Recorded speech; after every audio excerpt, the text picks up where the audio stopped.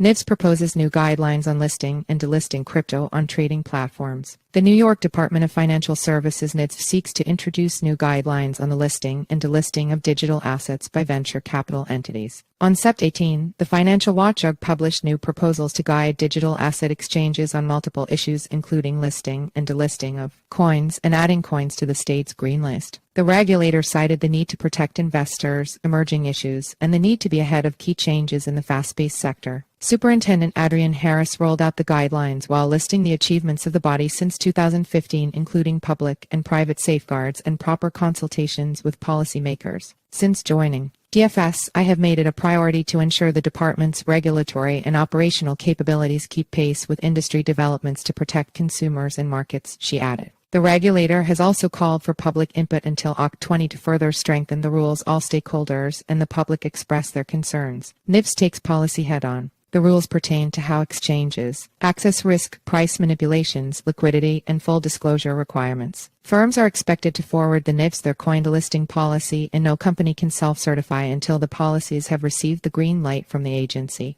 Per the statement, the rules apply to all firms whether or not they maintain coin listing criteria for self-certification purposes. In the event a listed coin is identified as presenting newly elevated risk, whether through a VC entity's monitoring process, a department-identified weakness or vulnerability, or otherwise, VC entities must be able to discontinue support of that coin in a manner that is consistent with safety and soundness and with protection of customers and the general public. In addition to listing and delisting assets, all exchanges must keep and maintain records for regular reviews in line with the record-keeping template of the DFS. Entities without coin listing approval from the agency may only list assets in the green list. To prevent chaos in the market, assets removed from the green list are not to be instantly removed from exchanges, as the body would coordinate with all exchanges and get their delisting procedures before such actions can occur. The proposals also include governance set up by VC entities regarding how they make decisions and vote on policies. Finally, every firm must conduct risk assessments in line with consumer standards in 23 NYDFS Part 200. The list of risk assessments includes technical design and technology risk, cybersecurity risk, operational risk, illicit finance risk, and market liquidity risk.